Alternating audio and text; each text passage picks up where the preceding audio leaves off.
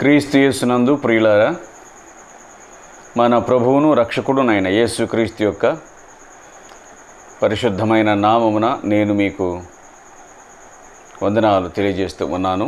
మరి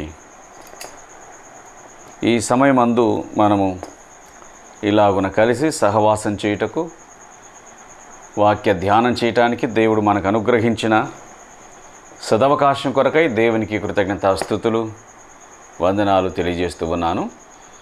ప్రార్థనతో ఈ కార్యక్రమాన్ని మనం ప్రారంభం చేసుకుందాం. ప్రేమ కలిగిన తండ్రి, పరిశుద్ధుడవును, నిత్య నివాసి, నిరంతర స్తోత్రాలు కూడా మీకు స్తోత్రాలు, కృతజ్ఞతాస్తుతులు చెల్లిస్తూ ఉన్నాము. మీ పాద సన్నిధికి మమ్మను నడిపించి మేము మేలు పొందగలిగినట్లుగా, క్షేమం పొందగలిగినట్లుగా మీరు మమ్మను నడిపిస్తున్న విధానం కొరకు మీకు స్తోత్రాలు. ఈ దినమందు కూడా మమ్మల్ని కనికరించండి. ఈ కార్యక్రమం అంతట్లో కూడా సహాయం చేయండి. దేని వలనైనను సరే మేము మేలు పొందినట్లుగా కృప చూపించండి.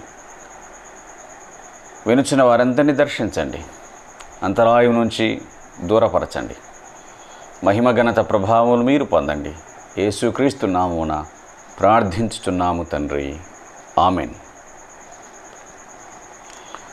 వెదకని నాకు దొరికితివి, నన్ను రక్షింపను వెదకితివి అనే ఒక కీర్తనను పాడుకుందాం.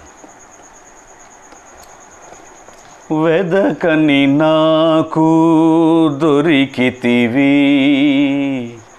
నన్ను రక్షింపను వెదకితివి. వెదకని నాకు దొరికితివి, నన్ను రక్షింపను వెదకితివి. యేసు నన్ను కరుణించితివి, వెదకని నాకు దొరికితివి, నన్ను రక్షింపను వెదకితివి. నీ మార్గంబును తొలగితిని, నిన్నెరుగకయే మెలగితిని. నీ మార్గంబును తొలగితిని, నిన్నెరుగకయే మెలగితిని. కన్నులు కానక తిరిగితిని, కన్నులు కానక తిరిగితిని. మంటిని నేనని మరచితిని, మంటిని నేనని మరచితిని. వెదకని నాకు దొరికితివి, నన్ను రక్షింపను వెదకితి. ఎంతగానో నన్ను ప్రేమించి ఈ లోకమునకు అరుదెల్చి, ఎంతగానో నన్ను ప్రేమించి ఈ లోకమునకు అరుదెల్చి. దాసుని రూపము ధరించి, దాసుని రూపము ధరించి, నా పాపములను భరించి, నా పాపములను భరించి. వెదకని నాకు దొరికితివి, నన్ను రక్షింపను వెదకితివి. వెదకని నాకు దొరికితివి, నన్ను రక్షింపను వెదకితివి. నాకై ప్రాణము పెట్టితివి, మధ్యగోడ పడగొట్టితివి.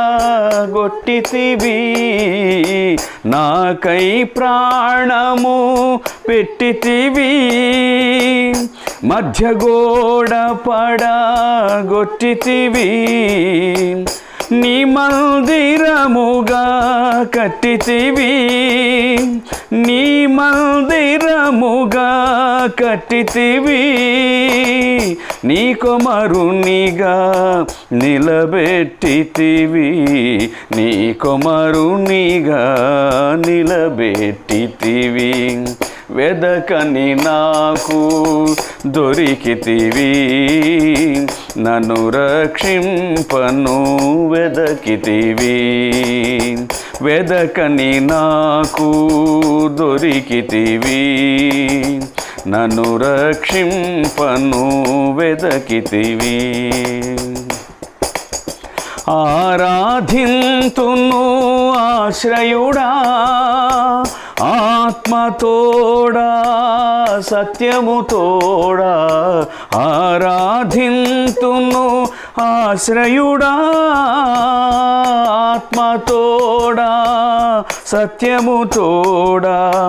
స్తోత్రించెద నిన్ను స్తోత్రార్హుడా, స్తోత్రించెద నిన్ను స్తోత్రార్హుడా. అద్వితీయుడా నా ప్రభువా, అద్వితీయుడా నా ప్రభువా. వెదకని నాకు దొరికితివి, నన్ను రక్షింపను వెదకితివి. వెదకని నాకు దొరికితివి, నన్ను రక్షింపను వెదకితివి. యేసు నన్ను కరుణించితివి, వెదకని నాకు దొరికితివి, నన్ను రక్షింపను వెదకితివి.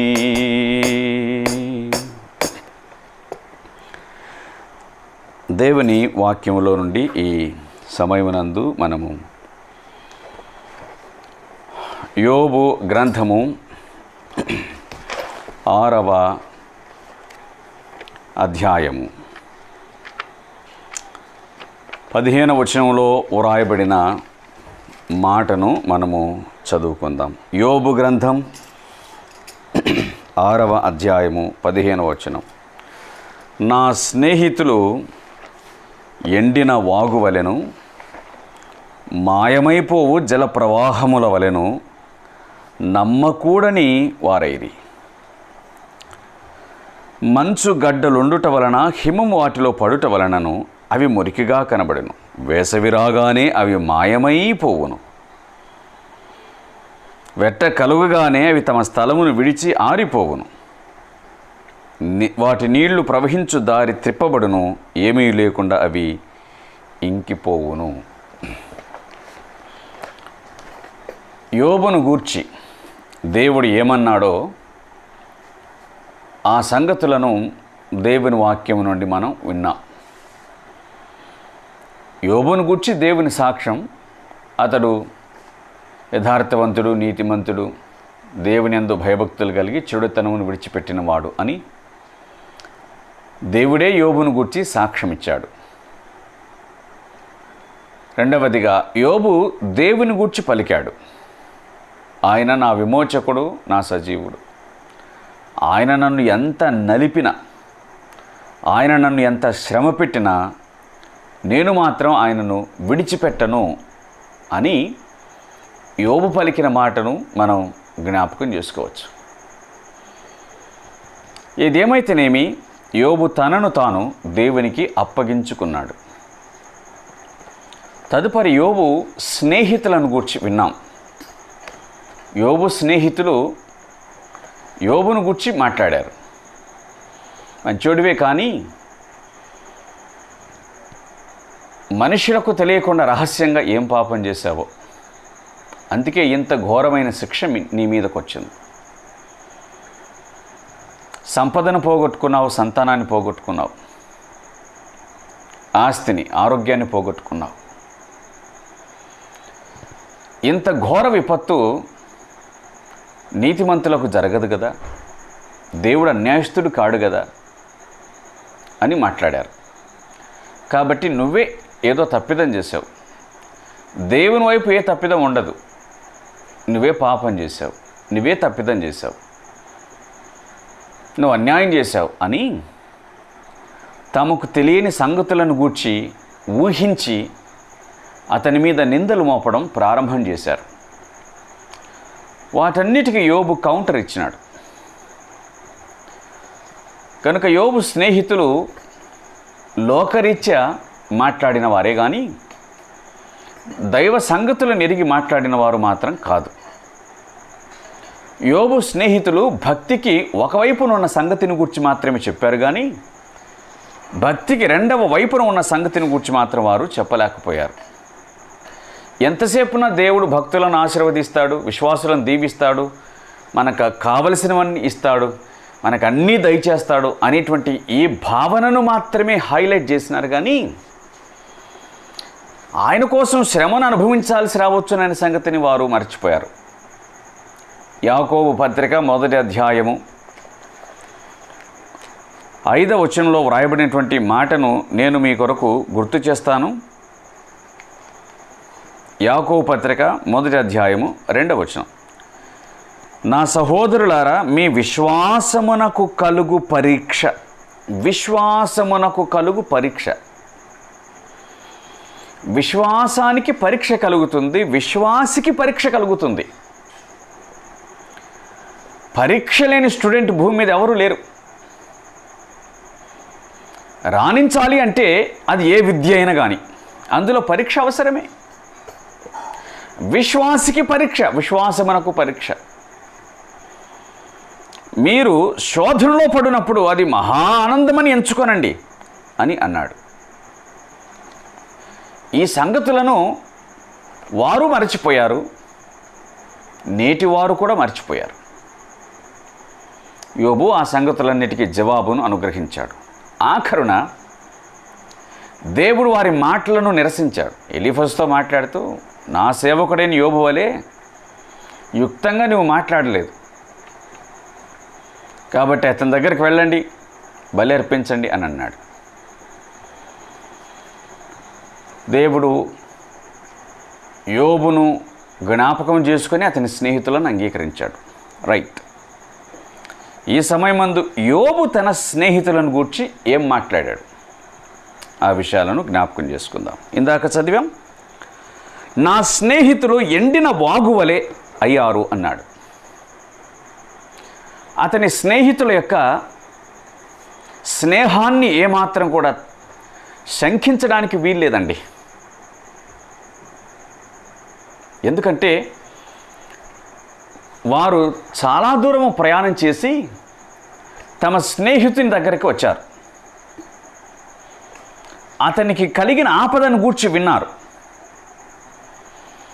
మాట్లాడుకున్నారు, ప్రయాణం చేశారు. ప్రయాణంలో కలిగే ఆపదలకు సహా వారు వెరవలేదు. తమ మనసంతా తమ స్నేహితుని మీద ఉంచారు.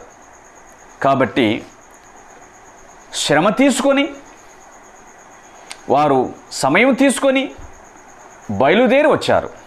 తమ కుటుంబములను విడిచిపెట్టి తమ స్నేహితుణ్ణి ఆదరించడానికని బయలుదేరి వచ్చారు.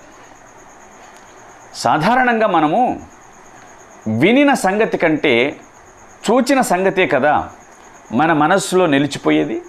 అట్లాగే యోబు స్నేహితులు అతని గురించి విని ఉండవచ్చు, అతనికి కలిగిన శ్రమను గురించి విని ఉండవచ్చు, కానీ వచ్చి చూడగా వారు వినిన దానికంటే భయంకరంగా కనిపిస్తుంది పరిస్థితి. ఏమీ ఆలోచించలేకపోయారు, మాట్లాడలేకపోయారు, యోబును పోల్చుకోలేకపోయారు. అంతకుముందు ధనవంతుడైన యోబును చూశారు, ఇప్పుడు ఓ దరిద్రుడైన యోబును చూస్తూ ఉన్నారు.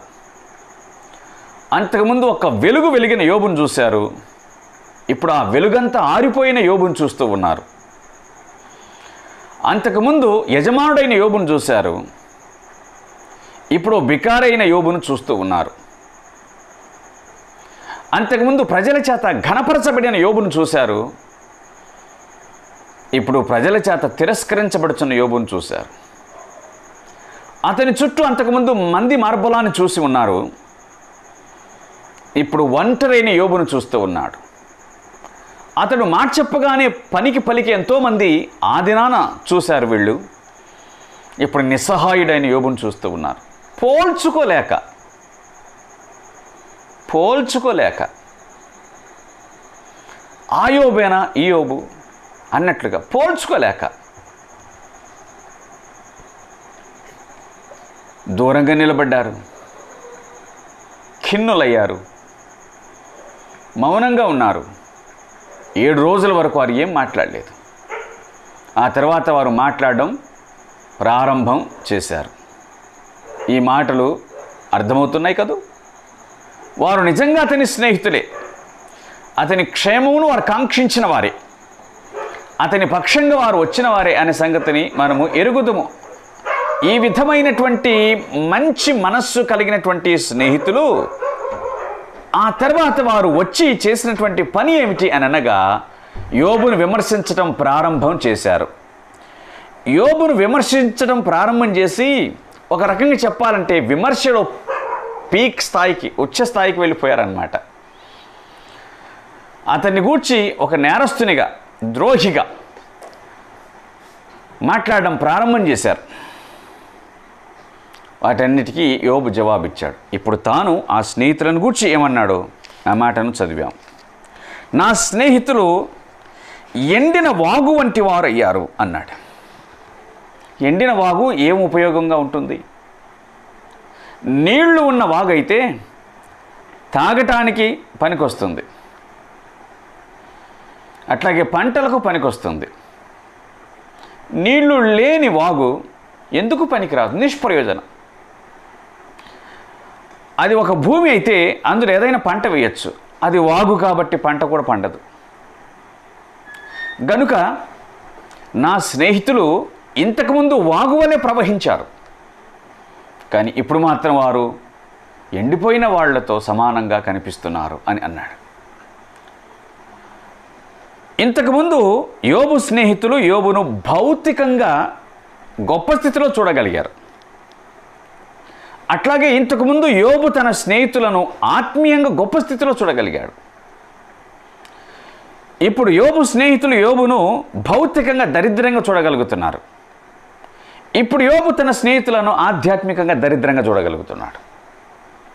అవగాహన లేని వానిగా చూడగలుగుతూ ఉన్నాడు. అంటే వాళ్లకు ఏమాత్రం భక్తిని గూర్చిన సంపూర్ణ అవగాహన లేని వారుగా యోబు వాళ్ళని చూస్తూ ఉన్నాడు.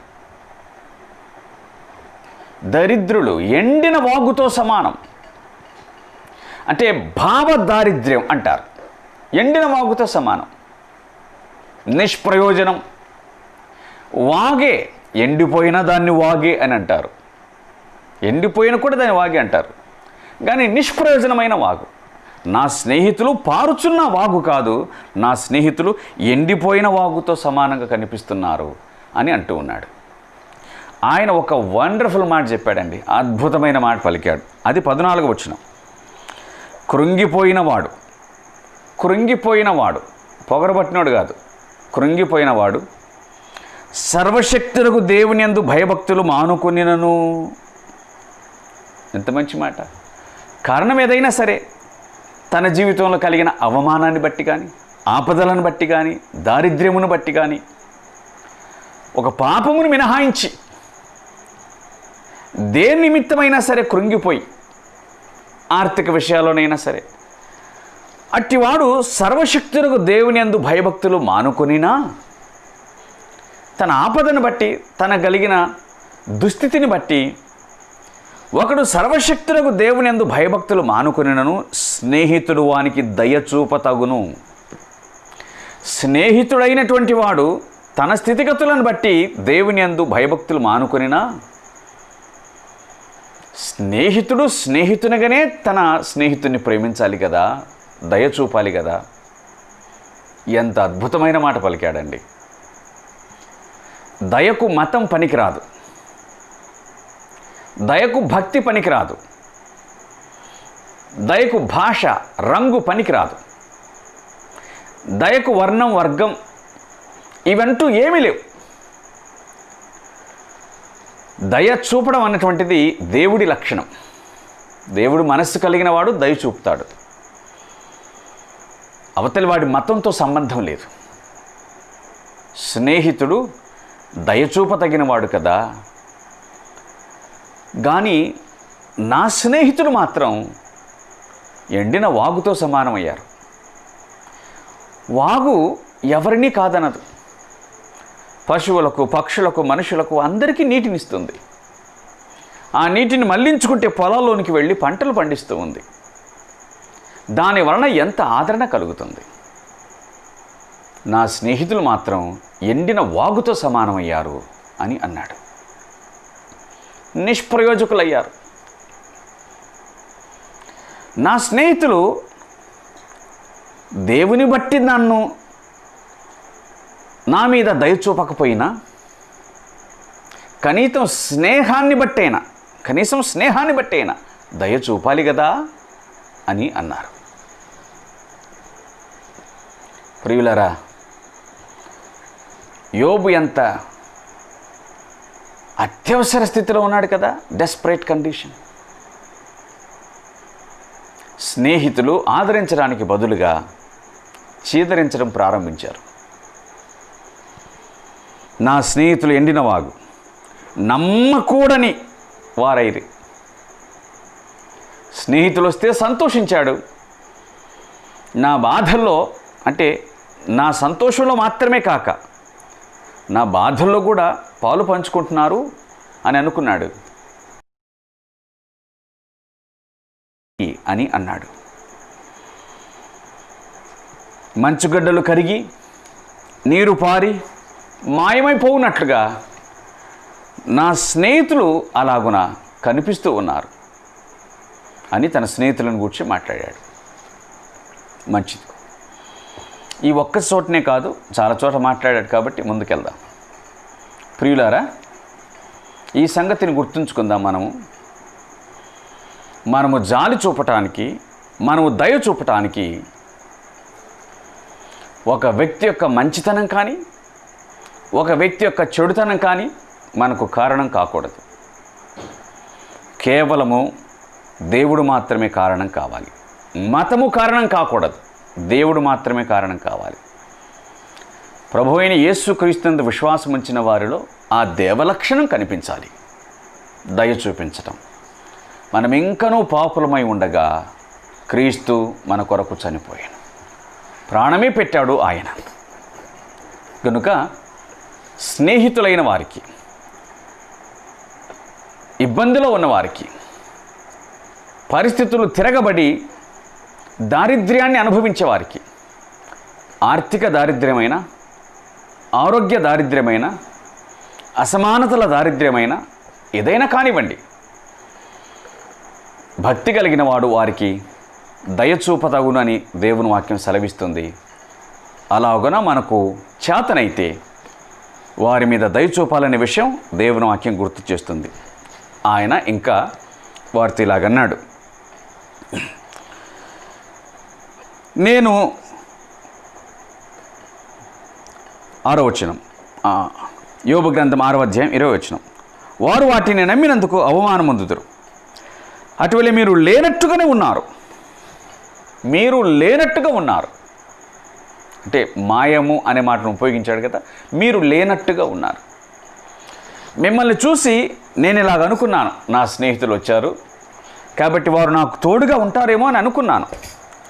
కానీ మీరు మాత్రం లేనట్టుగా ఉన్నారు. ఒక మాటలో చెప్పాలంటే మీరు లేకున్నా బాగుండేదిరా, మీరు వచ్చిన బాధను మరింత అధికం చేస్తున్నారు అన్నట్టుగా యోబు మాట్లాడుతున్నాడు. నేను ఆ మాటలని చదువుకుంటూ వెళ్తాను. మీరు ఆపదను చూసి భయపడుతున్నారు.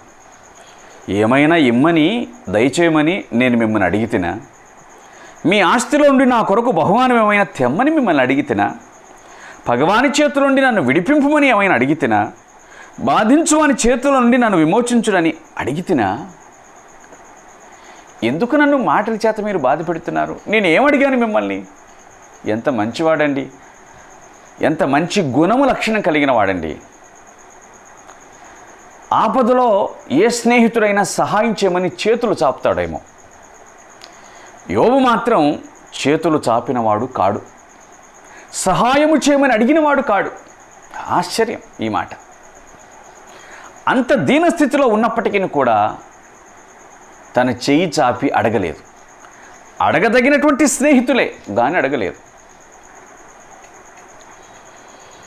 ఉపదేశం చేయండి బాబు, నాకు ఇప్పుడు నాకు కావాల్సింది మీ ఆస్తి కాదు, ఇప్పుడు నాకు కావాల్సింది విమోచన కాదు, ఇప్పుడు నాకు కావాల్సింది బహుమానం కాదు. నాకు ఏదైనా చెప్పగలిగితే కనుక ఉపదేశం చేయండి, నేను మౌననై ఉంటాను అంటున్నారే మీరు. ఏమో చేసినావు అంటున్నారు కదా. ఏ విషయమందు నేను తప్పిపోతినో అది నాకు తెలియజేయండి బాబు. యథార్థమైన మాటలు ఎంతో బలమైనవి కదా, కాబట్టి ఆ మాటలు తెలియజేయండి. నన్ను గద్దిస్తూ ఉన్నారు, అది చేసి ఉంటావు, ఇది చేసి ఉంటావు. మీ గద్దింపు దేనికి ప్రయోజనం? అది ఎవరికి ఉపయోగం? మాటలను గద్దించుదామని మీరు అనుకుందరా? నిరాశ గలవాని మాటలు గాలి వంటివే కదా. ఇది యోబు తన స్నేహితులను గురించి మాట్లాడిన ఒక భాగం, ఒక మాట. మరొక సంగతిని గుర్తు చేస్తాను. యోబు తన స్నేహితులను గురించి మాట్లాడిన మాటలు. యోబు గ్రంథం 12వ అధ్యాయము మొదటి 5 వచనాలను చూద్దాం.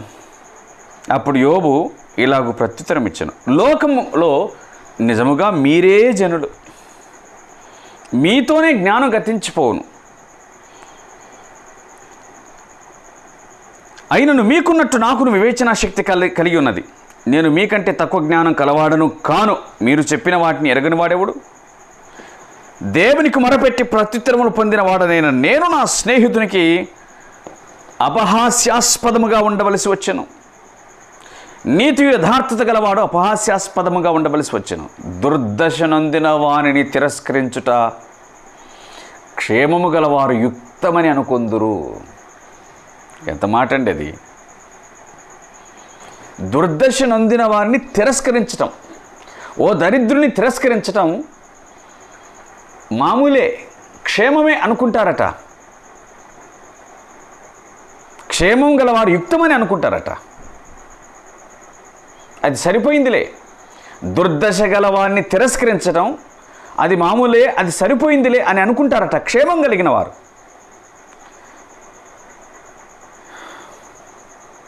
ఎంత బాధను అనుభవిస్తున్నాడు. మీరే నా జ్ఞానులు, మౌనంగా ఉంటే ఏమేమి మాట్లాడుతున్నారు? మీరా జ్ఞానులు? మీకంటే నాకేమైనా తక్కువ జ్ఞానం ఉందా? లేదే. దేవునికి మొర్రపెట్టి ప్రత్యుత్తరములు పొందిన వాడనైనా నేను, దేవునికి స్తోత్రం. Wonderful statement. దేవునికి మొర్రపెట్టి ప్రత్యుత్తరములు పొందిన నేను నా స్నేహితునికి అపహాస్యాస్పదముగా ఉండవలసి వచ్చును. నీతి యథార్థత కలిగిన వాడు అపహాస్యాస్పదముగా ఉండవలసి వచ్చును. దేవునికి స్తోత్రం. నీతి యథార్థత కలిగిన వాడు ప్రపంచానికి అపహాస్యాస్పదుడు. ఈ అపహాస్యం చేసేవాడేమైనా దేవుడికి మొక్కుతాడు. కానీ దుర్దశలో ఉన్నవాడిని మాత్రం తిరస్కరించటం, యథార్థవంతుని అపహాస్యం చేయటం, అబ్బో నీకే భక్తి ఉంది అని అనటం, ఇవి వారి నోటి నుంచి జాలువారే మాటలే. నిష్ప్రయోజనమైన మాటలు, ఉపయోగం లేని మాటలు. కాబట్టి వారికంటే ఆధ్యాత్మికంగా ఉన్నత స్థితిలో ఉన్నప్పటికీ తాను వారిని తిరస్కరించలేదు, కానీ వారి మాటలకు మాత్రం జవాబు చెప్పవలసి వచ్చింది. వారి సంగతి ఏమిటో తనకు తెలియదు, తన సంగతి చెబుతున్నాడు. దేవునికి మొర్రపెట్టి ప్రత్యుత్తరాలు పొందిన నేను ఈ దినాన మీకు హాస్యాస్పదంగా ఉండవలసి వచ్చిందయ్యా. ఇవి అతని మాటలు. ప్రియులారా, సోదరులారా, స్నేహితుడు ఎండిన వాగు అని అన్నాడు. నా స్నేహితులు లేనివారు అని అన్నాడు. ఉన్నా లేనట్టే సమానం అన్నాడు. ఇప్పుడు ఏమంటున్నానంటే నా స్నేహితులు అపహాస్యం చేయవారు అని అంటున్నాడు. ఆయన మాట్లాడిన మాట మనం గుర్తుంచుకోవాలి. దుర్దశ నొందిన వాణ్ణి తిరస్కరించుట, హీనస్థితిలో దీనస్థితిలో ఉన్న వాడిని తిరస్కరించటం క్షేమం గల వారికి యుక్తమట. వాళ్ళు అట్లా అనుకుంటారు. వాళ్ళనేంది పట్టించుకునేది, వాళ్ళనేంది పట్టించుకునేది, దరిద్రులను మనమేంది పట్టించుకునేది, లెక్కలేని వారిని మనమేంది పట్టించుకునేది అనే మాటలు వారికి ఉంటాయట. కానీ అది మంచిది కాదు అని దేవుని వాక్యం సెలవిస్తుంది. మొదట మనం విన్నటువంటి మాట ఏమిటంటే, స్నేహితుడు సర్వశక్తుని యందు భయభక్తులు వీడినప్పటికీ కృంగిపోయినవాడు స్నేహితుని వానికి దయ చూపాలనే మాటను విన్నాం. ఇప్పుడు కూడా నీ స్నేహితుడు దుర్దశ కలిగి ఉంటే, నీ స్నేహితునికి ఆపద కలిగితే అట్టి వాణ్ణి అపహాస్యం చేయటం ఎన్నటికీ కూడా యుక్తం కాదు అని దేవుని వాక్యం చెప్తుంది. ప్రియులారా, యోబు పాపమును బట్టి ఈ పరిస్థితిలోకి రాలేదు. తన విశ్వాసమునకు కలుగు పరీక్షను బట్టి, తాను శోధనలో ఓడిపోయినందుకు కాదు, తాను పరిశోధించబడుచు ఉన్నందుకు అతడు ఈ స్థితిలోనికి వచ్చాడు. అతనికి అర్థమైంది. ఏమర్థమైందంటే ఇదంతా నిష్ప్రయోజనమైన విషయం అని. పైగా దేవుడు నన్ను శ్రమ పెట్టుచున్నాడు, నేను దేవుడి పందెం కోడిని అనే సంగతి అతనికి అర్థమైంది. అందుకే వీటన్నిటిని భరించుచు ఉన్నప్పటికీ దేవుని వలన కలిగే శ్రమనైనా భరించగలుగుతున్నాడు. కానీ మౌనంగా తను ఎదురుగా కూర్చొని తన స్నేహితులు మాట్లాడే మాటలను మాత్రం సహించలేకపోతూ ఉన్నాడు. ఎందుకంటే వారు అజ్ఞానులు, వారికి సంగతిని తెలియజేయాలి అని ఆశపడుతూ ఉన్నాడు. మొదటిగా తన స్నేహితులు ఎటువంటి వారంటే ఎండిన వాగుతో సమానం, నిష్ప్రయోజనం. రెండవది, తన స్నేహితులు తనను అపహాస్యం చేసేవాళ్ళుగా తయారయ్యారని, అది వారికి యుక్తమేనని వారు అనుకుంటున్నారని యోబు మాట్లాడుతూ ఉన్నాడు. అందుచేత మనకు అర్థమైన సంగతి ఏమిటంటే, ఒక వ్యక్తి తన పాపమును బట్టి బాధపడుతూ ఉంటే, అతనిలో ఏమైనా పశ్చాత్తాపం కలిగితే పరామర్శించాల్సిందే, పలకరించాల్సిందే. అదే సమయం ఒక వ్యక్తి తన నీతిని బట్టి, యథార్థతను బట్టి అతడు బాధను అనుభవిస్తూ ఉంటే, అతని స్నేహితులైన వారు నిజంగా వారిని పట్టించుకోవలసిన అవసరం ఎంతైనా ఉందని మనం జ్ఞాపకం చేసుకుందాం. తర్వాతి మాటను 13వ అధ్యాయము యోబు గ్రంథం 4-5 వచనాలు. యోబు గ్రంథం 13:4-5. మీరైతే అబద్ధములు కల్పించువారు, మీరందరూ పనికిమాలిన వైద్యులు, మీరు కేవలం మౌనంగా ఉండుట మేలు, అది మీకు జ్ఞానమని ఎంచబడును. మీరందరూ పనికిమాలిన వైద్యులు అన్నారు. మీరందరూ పనికిమాలిన వైద్యులు. వైద్యులు వేరు, పనికిమాలిన వైద్యులు వేరు. కొందరు వైద్యులు మనం చూడగలుగుతున్నాం, ప్రాణం పోసే వైద్యులు. కొందరు వైద్యులు ప్రాణం తీసే వైద్యులు. వారికి డబ్బు ముఖ్యం అంతే, మనిషి ప్రాణం కాదు ముఖ్యం. మీరందరూ పనికిమాలిన వైద్యులు. బైబిల్ గ్రంథంలో మనం క్రొత్త నిబంధనలో సువార్తలోనికి వెళితే, వైద్యుల చేత ఎన్నో తిప్పలు పడిన రక్తస్రావ రోగం కలిగిన సహోదరిని గురించి, స్త్రీని గురించి మనం చూడగలం. ఆమె వైద్యుల చేత ఎన్నో తిప్పలు పడి, వైద్యుల చేత తిప్పలు పడిందా? వైద్యుల చేత ప్రయోజనం పొందాలి కానీ తిప్పలు పడిందా? తనకు కలిగినదంతయు వ్యయపరచుకొని, విచిత్రమైన మాట, వైద్యుల చేత తిప్పలు పడింది, తనకు కలిగినదంతా వ్యయపరుచుకుంది. డాక్టర్లు మొత్తం తిని పడేసినారు. తనకు కలిగినదంతా వ్యయపరుచుకొని ఏమీ మేలు పొందలేదు.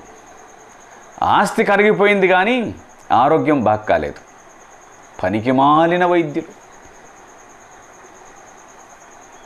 నా స్నేహితులారా, మీరు నన్ను బాగు చేయడానికి వచ్చిన వైద్యులు కాదు. మీరు నాకు ఓరడించే మాటలు చెప్పేవారు కాదు. మీరందరూ పనికిమాలిన వైద్యులు. పనికిమాలిన వైద్యుడు ఆపరేషన్ చేస్తాడు కానీ పేషెంట్ను బతికించడు. పనికిమాలిన వైద్యుడు వైద్యం చేస్తాడు కానీ రోగికి క్షేమాన్ని కలిగించడు. మీరు కూడా అటువంటి వారే అని యోబు తన స్నేహితులను గురించి మాట్లాడుతున్నాడు. మీరు మౌనంగా ఉంటే మంచిది, మీరు కేవలం అబద్ధములు కల్పించువారు. మీరు మాట్లాడుకుంటే జ్ఞానులను ఎంచబెడతారు, కనీసం మౌనంగానైనా ఉండండి అని మాట్లాడుతూ ఉన్నాడు. మంచిది. మూడవదిగా, మనము ఉంటే వైద్యులంగా ఉండాలి, లేకపోతే మౌనంగా ఉండాలి, కానీ పనికి మాలిన వైద్యులుగా ఉండకూడదు. మన స్నేహితుల విషయమై వారు ప్రభువును విశ్వసించినా విశ్వసించకపోయినా మన స్నేహితుల విషయమై అవసరమైతే పనికి వచ్చే వైద్యులాగా, ప్రాణం పోసే వైద్యులాగా, బాగు చేసే వైద్యులాగా ఉండాల్సిందే, కానీ వారికి నష్టాన్ని కలిగించే వారుగా ఉండకూడదు అనే సంగతిని జ్ఞాపకం చేసుకుందాం. వారి మాటలను బట్టి యోబు యొక్క మనస్సు గాయపడింది.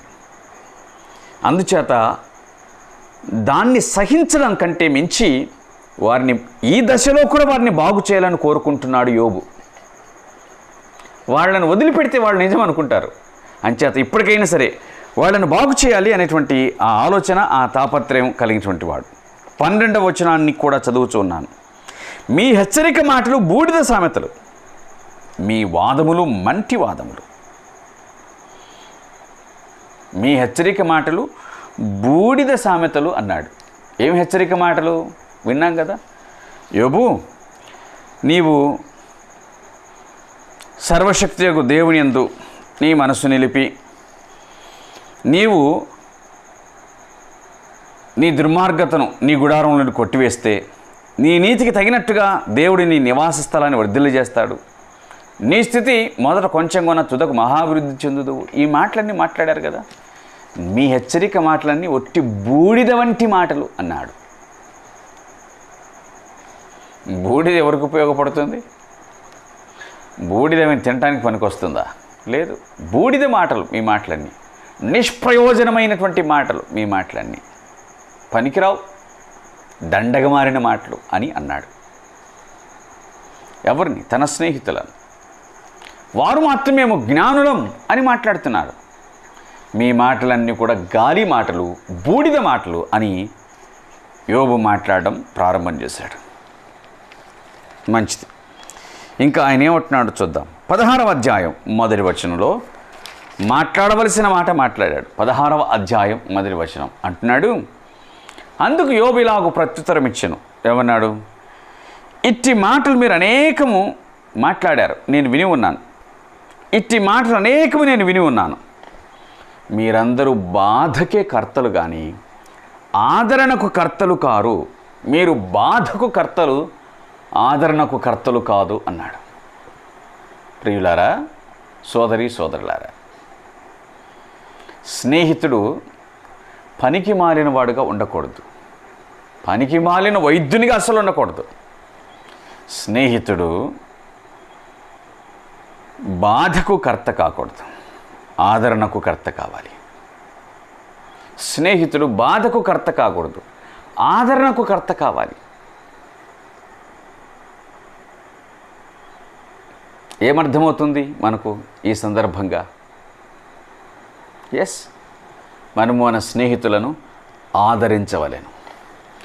అయితే ఆదరించాలి, లేకపోతే మన చేతగానితనాన్నైనా చూపించాలి.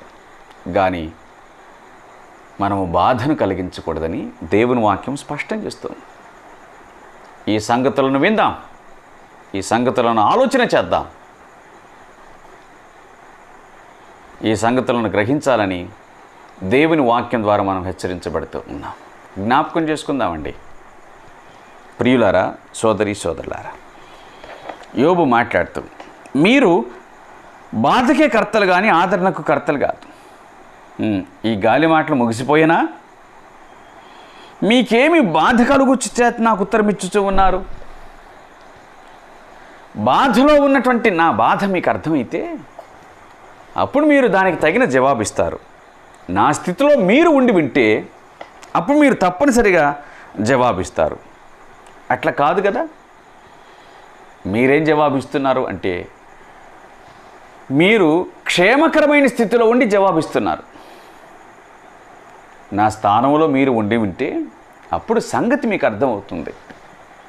20వ వచనంలో మాట్లాడుతూ, నా స్నేహితులు నన్ను ఎగతాళి చేయుచున్నారు. అక్కడ అపహాస్యాస్పదమైనటువంటి మాట ఉపయోగించాడు. ఇక్కడ ఎగతాళి చేయుచున్నారు. తన స్నేహితులకు తాను ఎగతాళిగా కనిపిస్తూ ఉన్నాడు. ఒక న్యాయవంతుడు, యథార్థవంతుడు, తన మాటల్లో తన క్రియల్లో దేవుని చేతనే మెప్పు పొందినవాడు తన సహోదరులకు ఎగతాళి వంటి వాడయ్యాడా? ఎగతాళిగా కనిపిస్తూ ఉన్నాడా? వాస్తవమే. నీతిమంతుడైన లోతు తన అల్లుళ్లకు ఎగతాళి చేయువాని వలె కనిపించను. ఎగతాళి మనిషిగా కనిపించాడంట. ఈ ప్రపంచం చెడ్డది. దుష్టుడైన తన్నేవాడికి భయపడుతుంది, కానీ నీతిమంతుని మాత్రం ఎగతాళి చేస్తుంది. యథార్థవంతుని మాత్రం ఎగతాళి చేస్తూ ఉంది. లోకం దుష్టుని యందు ఉన్నది అంతే. లోకమును ప్రేమించేవాడు దుష్టుని యందు ఉన్నాడు. కానీ దేవుని గూర్చి సంగతిని ఎరిగిన యోబు స్నేహితులు ఈ సందర్భంగా తమ అసలు సంగతిని బయటపెడుతున్నారు. నా స్నేహితులకు నేను ఎగతాళిగా కనిపిస్తూ ఉన్నాను.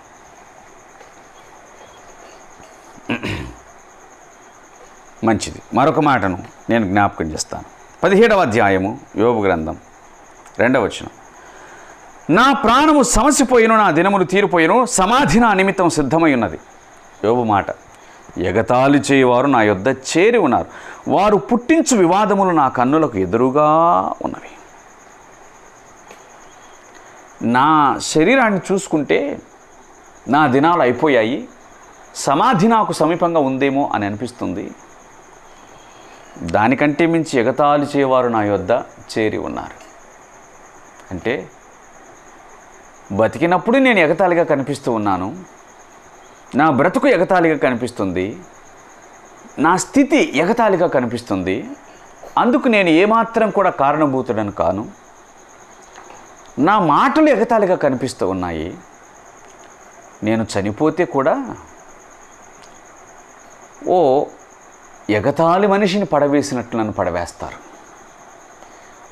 ఎగతాళి మనిషిని పాతిపెట్టినట్లుగా నన్ను పాతిపెడతారు. ఇదే యోబు అంటున్న మాట.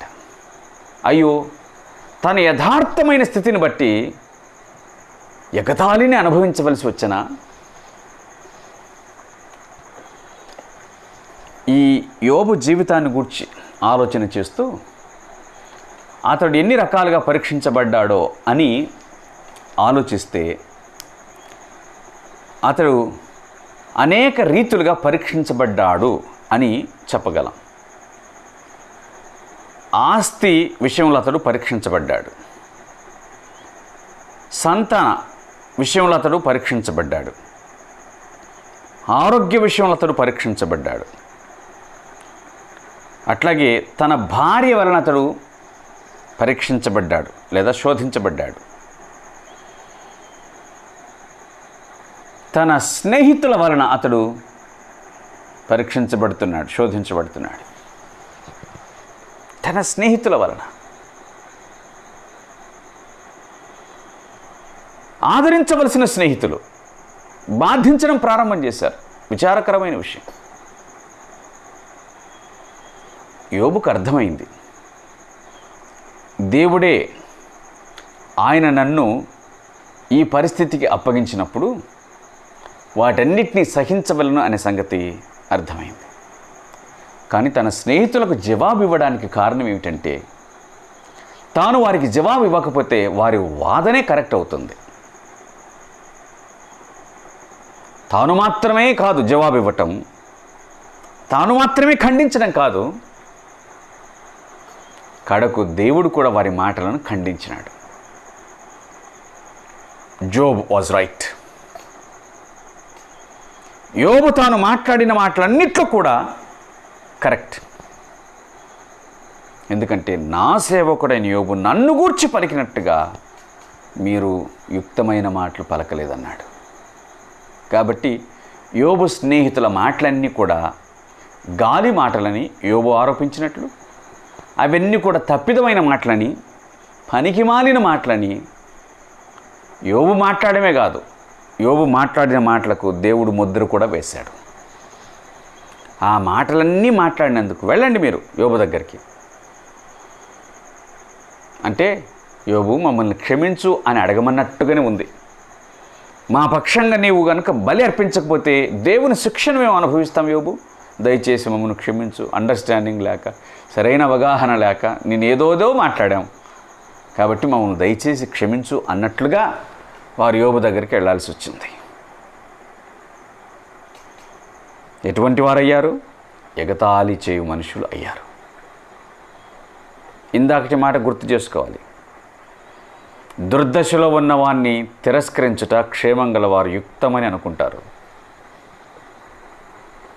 దీనదశలో ఉన్నవాన్ని తిరస్కరించడం, పట్టించుకోకుండా పోవడం అది సాధారణమే, మామూలే అని అనుకుంటారట క్షేమం కలిగిన వాళ్ళు.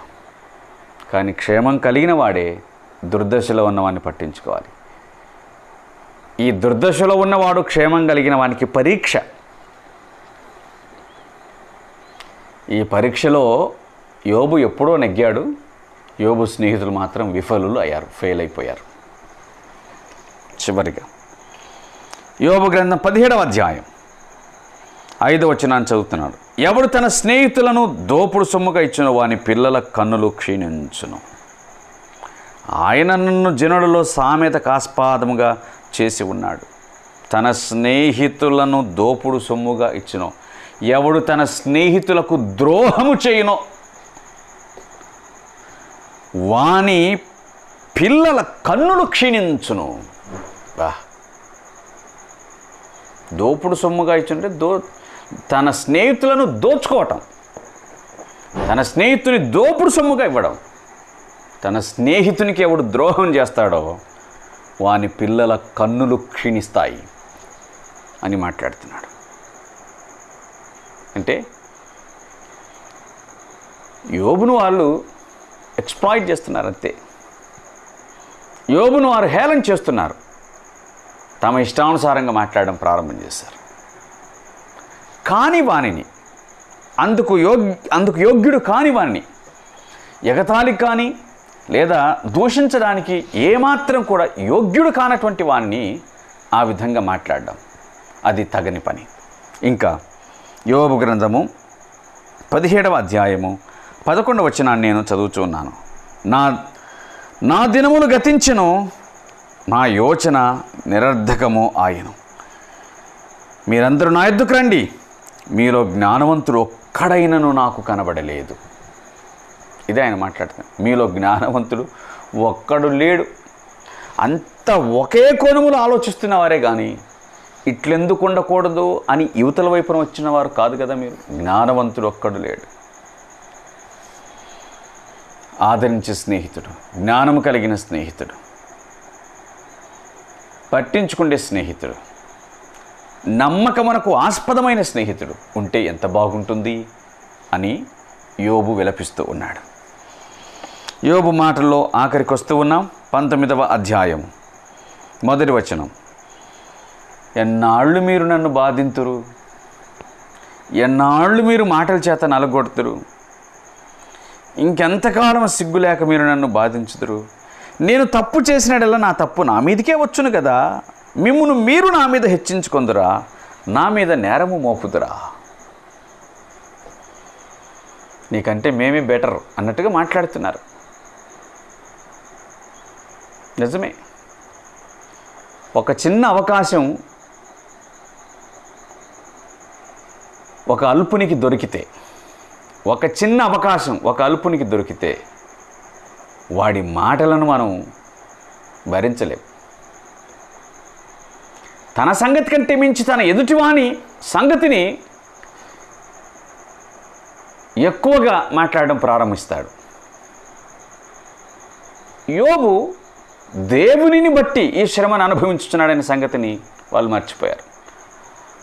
యోబు ఇలా ఉన్నాడంటే ఏవో చేశాడు, అందుకే ఇదంతా అతడు అనుభవిస్తూ ఉన్నాడు అని యోబు మీద తమను తాము హెచ్చించుకోవడం వారు ప్రారంభం చేశారు. యోబు ఈ మాటలని పలుకుతూ ఉన్నాడు. నా మీద హెచ్చించుకుంటారా? దేవుడు నాకు కలిగించిన ఈ బాధలో మీరు నా మీద హెచ్చించుకుంటారా? ఇంకా ఏమన్నాడు ఆయన? 21-22 వచనాలు. దేవుని హస్తము నన్ను మొత్తి ఉన్నది, నా మీద జాలుపడుడి, నా స్నేహితులారా నా మీద జాలుపడుడి. నా శరీర మాంసం పోవుట చాలు ననుకొనక దేవుడు నన్ను తరుమునట్లుగా మీరే అలా నన్ను తరుముచున్నారు. నా స్నేహితులారా నా మీద దయ చూపించండి. దేవుడు తరిమింది చాలు, మీరు తరమకండి నన్ను. ఈ మాటలని యోబు తన స్నేహితులను గురించి మాట్లాడాడు. ఏదేమైతేనేమి తన మీద హెచ్చించుకున్న ఆ స్నేహితులను కిందికి దించాడు యోబు. వారి మాటలని నిష్ప్రయోజనం అనే సంగతిని రుజువు చేసినాడు యోబు. బాధించువాడు తప్పిదమునకై బాధించబడలేదని, బాధించువాడు నీతి నిమిత్తమై బాధించబడుచున్నాడని యోబు రుజువు చేయగలిగినాడు. యేసు ప్రభు చెప్పిన మాటలవే, నా నిమిత్తమై జనులు మిమ్మల్ని నిందించి హింసించి మీ మీద అబద్ధముగా చెడ్డ మాటలు పలుకున్నప్పుడు మీరు ధన్యులు. న్యాయముగా తీర్పు తీర్చు దేవునికి ఆయన తన్ను తాను అప్పగించుకొని.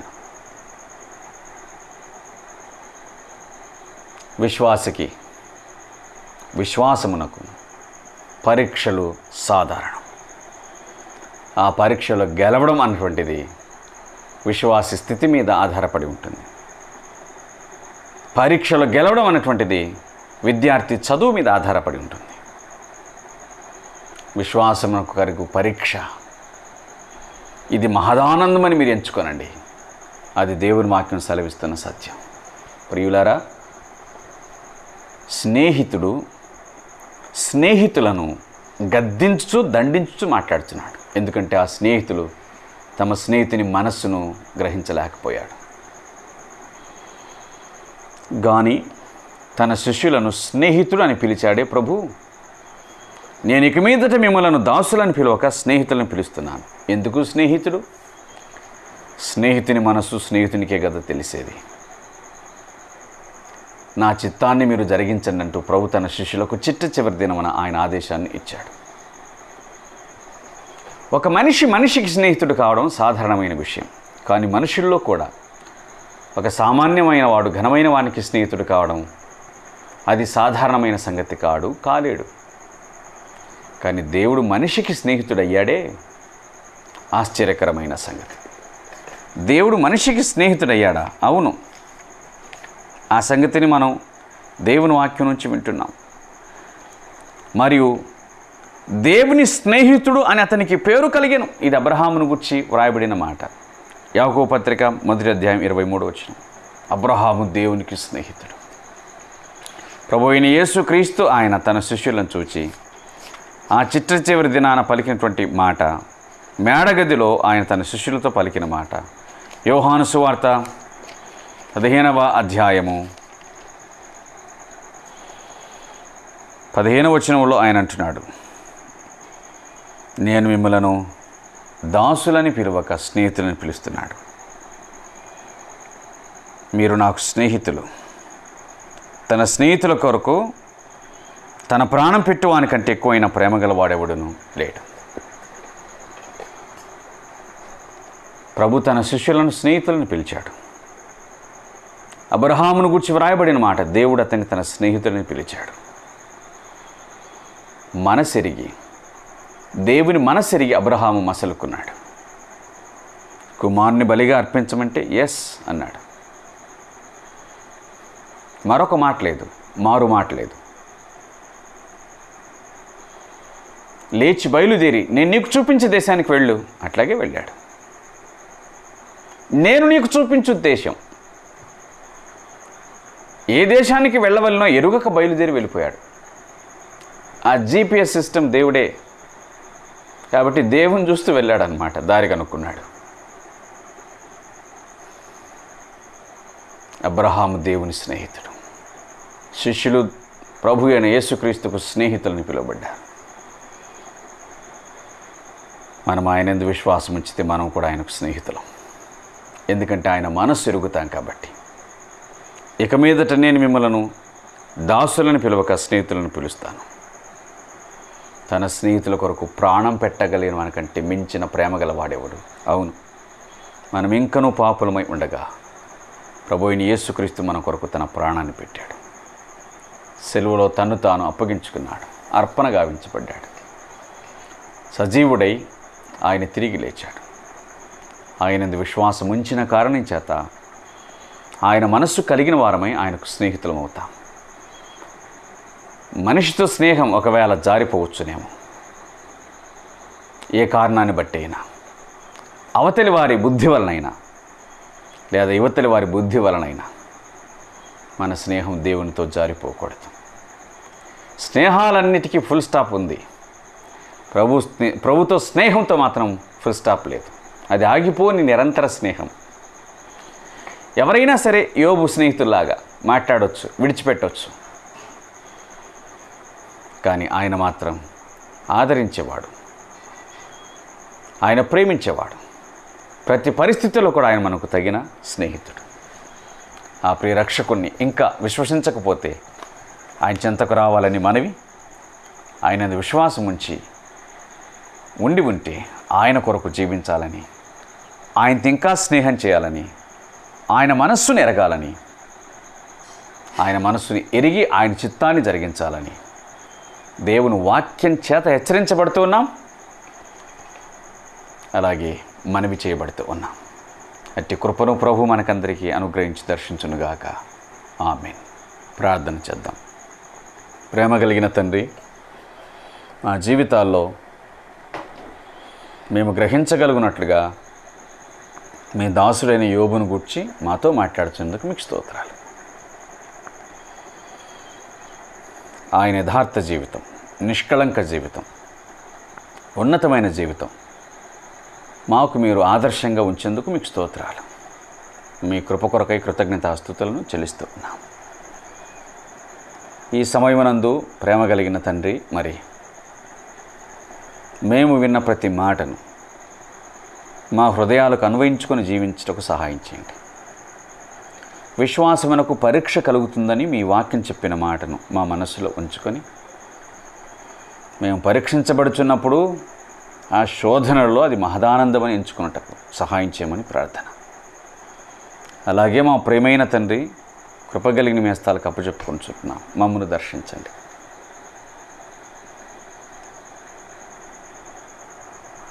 దీనస్థితిలో ఉన్నవారిని తృణీకరించకుండా ఆదరించడం క్షేమకరమని మీ వాక్యం చెప్పిన మాటను జ్ఞాపకం చేసుకుంటూ అలాగున బ్రతుకుటకు సహాయించి, అలాగే మా మాటలు అపహాస్యమైనవిగా, అజ్ఞానంతో నిండినవిగా ఉండకుండా జ్ఞానయుక్తమైన మాటలు పలికి ఆదరించుటకు సహాయం చేయండి. కనికరం చూపించి దీవించండి, బలపరచండి. మీ మనస్సును ఎరిగి మీకు స్నేహితులుగా నిరంతరం జీవించుటకు సహాయం చేయమని, కృపగలిగిన నీ హస్తాలకు అప్పచెప్పుకొంచు ఆదరించమని ఆ మనవులు అంగీకరించుదని, మీ మాటలు విన్న వారిని దర్శించండి, దీవించి ఆదరించమని ప్రార్థిస్తున్నాం. ఎవరు ఏ స్థితిలో ఉన్నారో మీరు ఎరుగుదురు, ఎవరికి ఎట్టి ఆదరణ కావాలనో మీరు ఎరుగుదురు. అట్టి ఆదరణను వారికి అనుగ్రహించి దర్శించమని వేడుకొనుచున్నాం. సహాయం చేయండి. ప్రేమ కలిగిన తండ్రి, మరి ప్రస్తుత పరిస్థితులన్నిటి కొరకు ప్రార్థన జ్ఞాపకం చేసుకుంటున్నాం. ప్రపంచమంతా కరోనా రోగంతో బాధపడుతుండగా కనికరం చూపించండి. మీరే బాగు చేయమని అడుగుతున్నాం. వ్యాధితో మంచం పట్టిన వారిని దర్శించండి, లేవనెత్తండి. మృతి చెందిన కుటుంబాలకు ఆదరణ కలిగించండి. నిరాశ్రయులను జ్ఞాపకం చేసుకునండి, ఆదరించి ఆశ్రయం కలిగించండి. మహిమ ఘనత ప్రభావాలు మీరు పొందుతారని, మీ సంకల్పమైతే మేము మరలా కలుసుకొని సంతోషించుటకు సహాయం చేయమని మా రక్షకుడైన యేసుక్రీస్తు యొక్క పరిశుద్ధమైన నామమున ప్రార్థించుచున్నాము తండ్రి. ఆమెన్. ఆమెన్. మీ అందరికీ ప్రభు పేరట వందనాలు. Thank you.